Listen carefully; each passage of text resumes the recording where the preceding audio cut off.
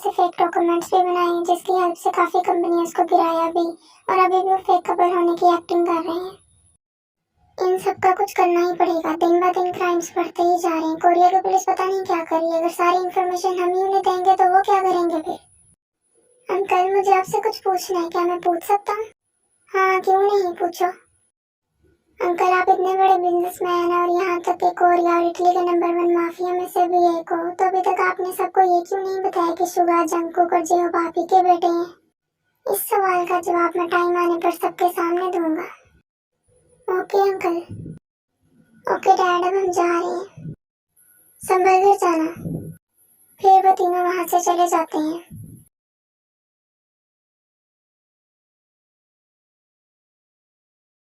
यहाँ पर नामजुन को किसी का कॉल आता है।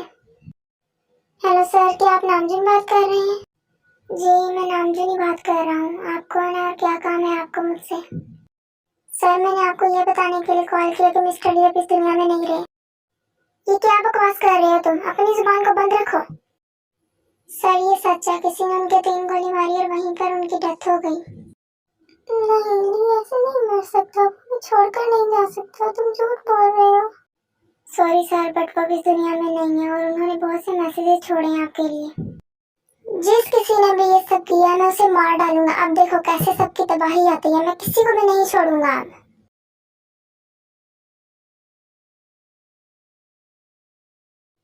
फिर नामजुन रात की फ्लाइट से इटली चला जाता है।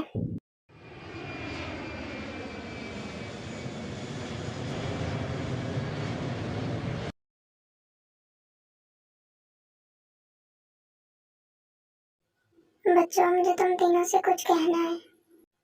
कहिए मम्मा, आपको क्या बात करनी है हमसे? तुम्हारे अंकल ली की डेथ हो गई। लेकिन मम ऐसा कैसे हो सकता है, वो तो कोरिया वापस आने वाले थे ना।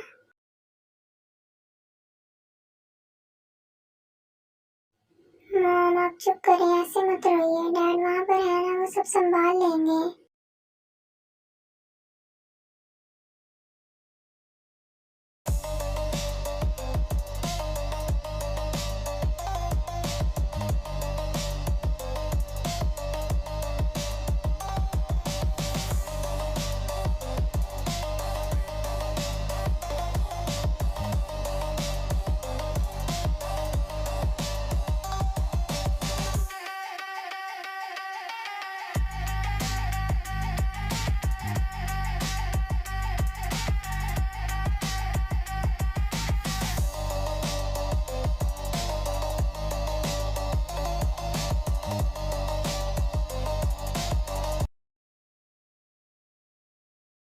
ली के पास कौन था उस टाइम, और तुम सब तब वहाँ क्या कर रहे थे? सर मिस्टर ली एक मीटिंग में गए थे, उन्होंने हमें अपने साथ आने से मना कर दिया क्योंकि वे ड्रग डीलर से डील कर रहे थे कि वो कोरिया हरगिज ना जाए। फिर पता नहीं वहाँ ऐसा क्या हुआ, मिस्टर ली ने काफी लड़कों को मारा और वहाँ का हेड वहाँ से चला गया और उस आदमी को मिस्टर ली के अलावा कोई भी नहीं जानता। सब आदमियों को मेरे पास बुलाओ, अब मैं देखता हूँ क्या करना है। Okay sir. हेलो सर, मैं तुम सबको सिर्फ 1 घंटे का टाइम दे रहा हूँ, उस आदमी को मेरे सामने लाओ जैसे मर्जी। Okay sir.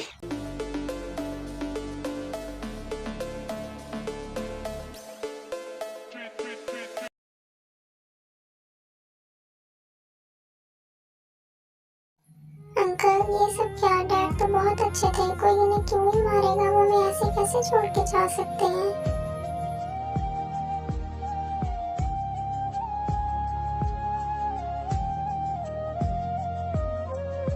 रो नहीं बेटा, जिस किसी ने भी ये सब किया है मैं उसका ऐसा हाल करूंगा, ना वो जिंदा रहेगा ना वो मुर्दा रहेगा, जब तक सांसें लेगा तब तक तड़पेगा वो। अंकल डैड ने मुझे कुछ दिया था आपको देने के लिए। फिर भी एक बॉक्स नामजुन को देती है। इस बॉक्स को ऐसे ही कोरिया भिजवा दो और मेरे सेक्रेटरी डुआन के हवाले कर दो, इसे संभाल लेगा। Okay sir. और हाँ बेटा, तुम तीनों मेरे साथ कोरिया वापस चलोगी, मैं आज रात किसी काम से बाहर हूँ तो तुम तीनों रेस्ट करो, अगर कोई भी प्रॉब्लम हो तो मुझे कॉल कर लेना, हम कल सुबह की फ्लाइट से कोरिया वापस जा रहे हैं। ओके अंकल, आप अपना ध्यान रखिएगा। सर हमने उस आदमी को पकड़ लिया जिसने मिस्टर ली की गोली मारी थी, उसे गोदाम में लेकर चलो, मैं भी वहीं आता हूँ।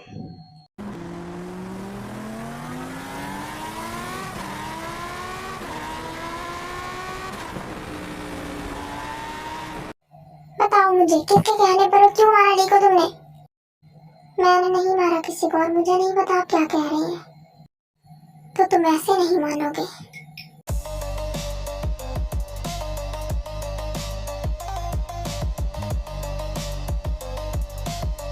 जो सामान मैंने तुम लोगों से कहा था वो लेकर आए तुम दोनों?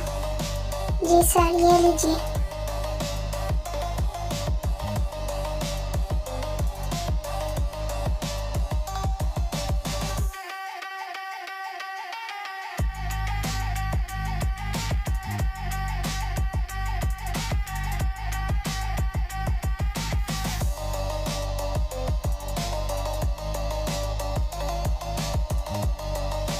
ढीठ तो तुम बहुत हो। जल्दी बताओ वरना तुम्हारा बहुत बुरा हाल होगा। तुम लोग जो मर्जी कर लो पर मेरा मुंह नहीं खुलेगा। ऐसे कैसे नहीं खुलेगा तुम्हारा मुंह?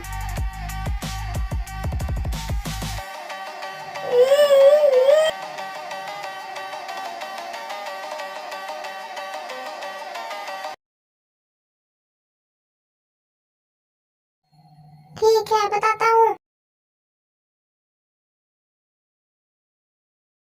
मुझे उनका रियल नाम नहीं पता, बस यही पता है कि वो सॉन्ग का बेटा है। उसने बहुत बड़ा एम्पायर तैयार किया है और मिस्टर ब्लैंक के नाम से मशहूर है।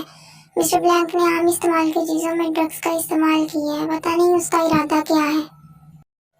ओह, तो सॉन्ग का एक बेटा भी है। जिस तरह सॉन्ग की तबाही हुई थी उसी तरह उसके बेटे की भी तबाही होगी। मुझे उसका असली नाम बताओ। उसका असली नाम क्या है?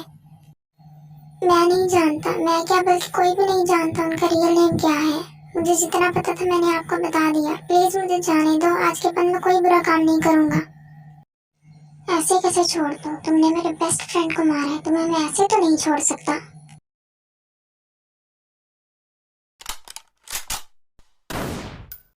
इसकी लाश यहाँ से उठाओ और भूखे भेड़ियों को डाल दो जाके।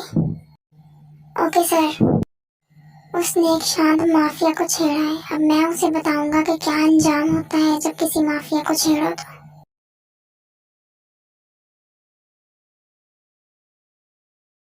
तुम्हारे डैड कुछ दिन वहाँ ही रुकेंगे, वहाँ का कुछ काम है। अच्छा किया कि डैड अभी वहाँ रुके हुए हैं। मॉम, डैड और अंकल ये कब से साथ थे? ली, नामजुन और मैं हम तीनों एक ही कॉलेज में पढ़ते थे। ली और नामजुन दोनों बेस्ट फ्रेंड थे।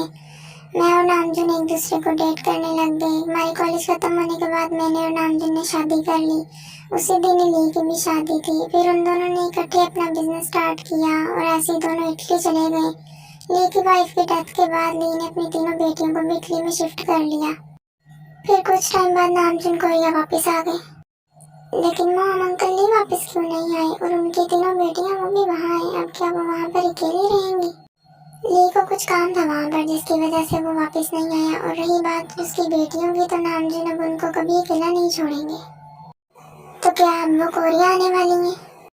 तुम्हारे डैड से मेरी इस बारे में कोई बात नहीं हुई तो भी कहना मुश्किल है।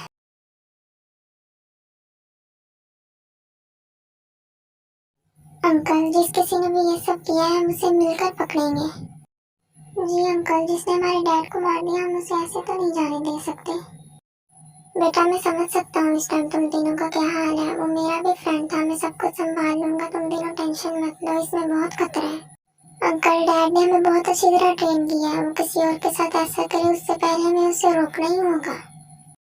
ठीक है, तो मेरी भी कुछ शर्तें हैं फिर। बोले अंकल, कैसी शर्तें? हम इसके लिए कुछ भी करने को तैयार हैं। मैंने सोचा है कि तुम तीनों अब से मेरे साथ कोरिया में मेरे ही घर रहोगी और तुम तीनों की जिम्मेदारी मैं उठाऊंगा। लेकिन अंकल, हम कैसे रह सकते हैं आपके साथ? ये कैसे पॉसिबल है? लेकिन मैं नहीं चाहता कि तुम तीनों को कोई खतरा या परेशानी हो। ओके अंकल, जैसा आप कहें।